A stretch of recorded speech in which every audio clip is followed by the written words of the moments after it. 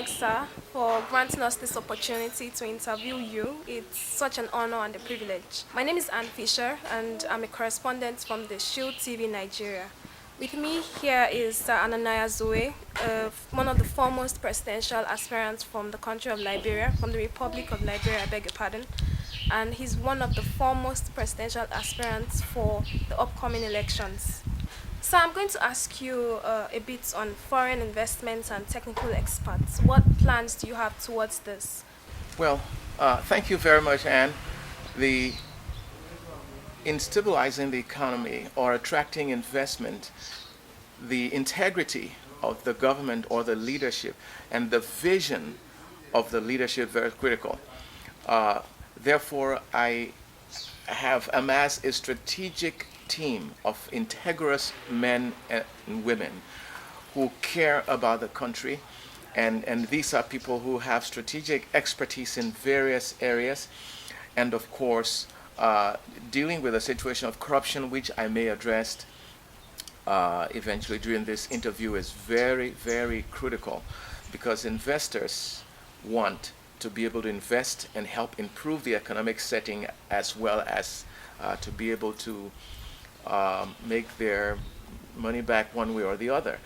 And so having the correct, proper mechanism and environment in place that's conducive to attract them and sustain that is very critical. And that's the core of my manifesto. You're saying, sir, that in stabilizing the economy, you have put together a strategic team to help in doing this.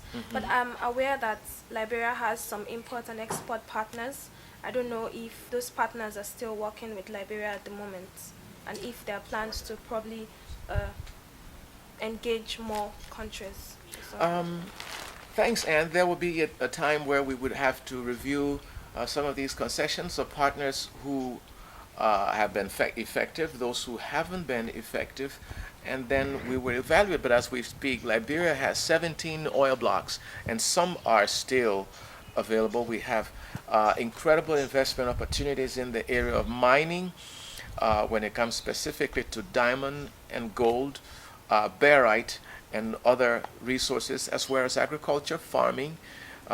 We have cocoa, we have coffee, and many other crops that are on high demand on the global market.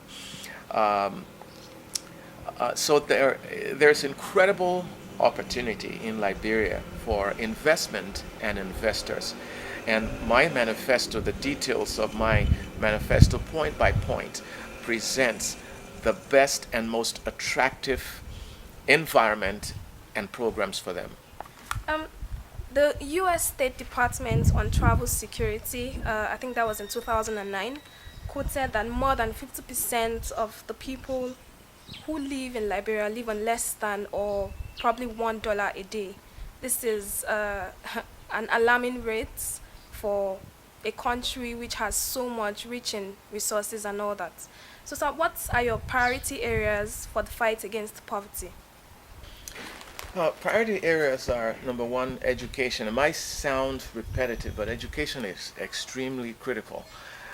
And the already investment infrastructure or institutions on the ground need to be held accountable and also empowered. And the government, our government, for future, we're considering, and we've been researching and considering seriously what to do to be able to remedize this situation, instead of having a repetitive and economically dysfunctional cycle. We are coming out with new innovative concepts that will help Liberia to improve the situation. Some I may not be able to publicly publish now because it's still in its embryonic stages, but this is a situation that we're aware of.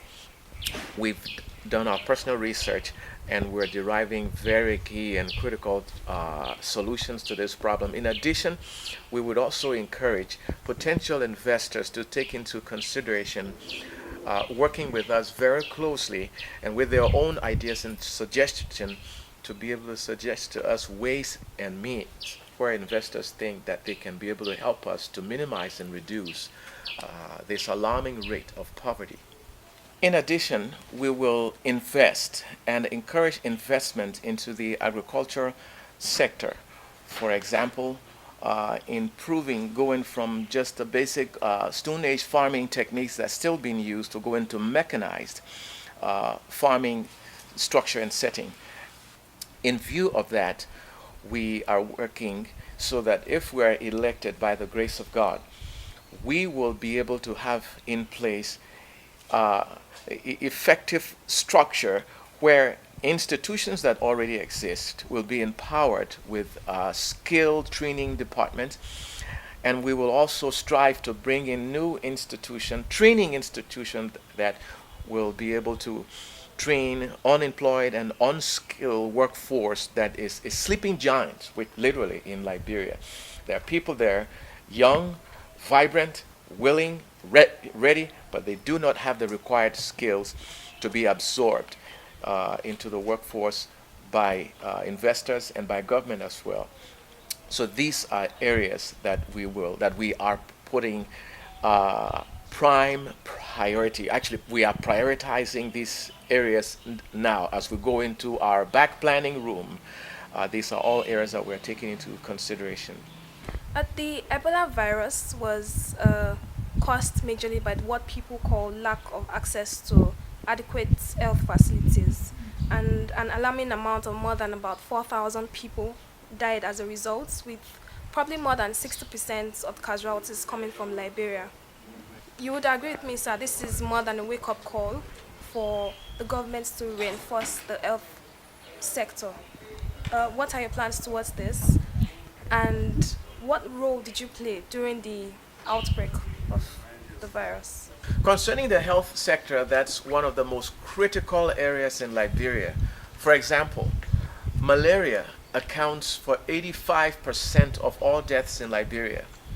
So if there were 100 deaths this week in a certain area, 85%, according to our statistics, would be attributed to malaria. So our health infrastructure, as weak as it is, even against malaria, the Ebola was a very devastating and unseen challenge that we have never before seen or felt before.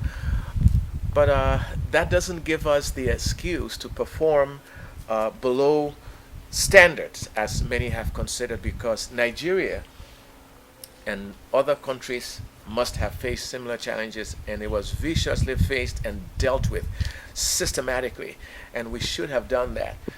But what I am envisioning, even as I observe the new health minister's programs, but what I'm envisioning, if I'm elected by the grace of God, we would put in place strategic and stringent mechanism within the health infrastructure. And again, that's where training comes to effect. Training more and more medical personnel and expertise so that they are equipped with skills to be able to effectively and efficiently handle situations like Ebola or any similar challenges in the future. So we have other suggestions and other ideas and other comments that we're working on, still in its embryonic stage, but this is basically the firm and stringent measures that we will apply. In addition, we could have very well-trained doctors and medical professionals who have nowhere to practice. So putting in very effective and efficient facilities, hospitals in particular, and clinics in every district of Liberia. Liberia is divided into 73 political districts. So every district having a very efficient, whether large, medium-sized, or small, a very efficient hospital, well equipped with well-trained medical staff, including doctors. That's one of my key goals if elected by the grace of God. On social amenities, most especially electricity and water. For instance, in 2008, President Ellen Johnson Sirleaf just switched on the generator-powered street light in Monrovia, a city which hasn't had electricity for probably about 14 years, thereabouts, and probably some companies who can afford to use generators to power their companies and all that. It's even been said that some people have to rely on truckloads of water, buying truckloads of water just so they could get access to running water. What plans do you have to mitigate the lack of electricity and improve other basic social amenities? Yes, 2 years before the President Ellen Johnson Sirleaf switched on the generator, I was there during her inaugural program, and she mentioned that in 150 days electricity will be in Monrovia. Uh, she might have faced challenges, but within 2 years, the power was switched on, and it benefited parts of Monrovia, not the whole city.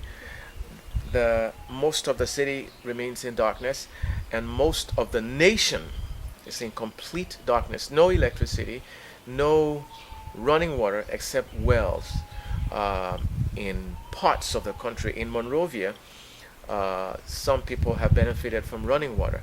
But these social amenities will be very critical. They are very critical and are very core to developing any society in our times. And we have mechanisms in place.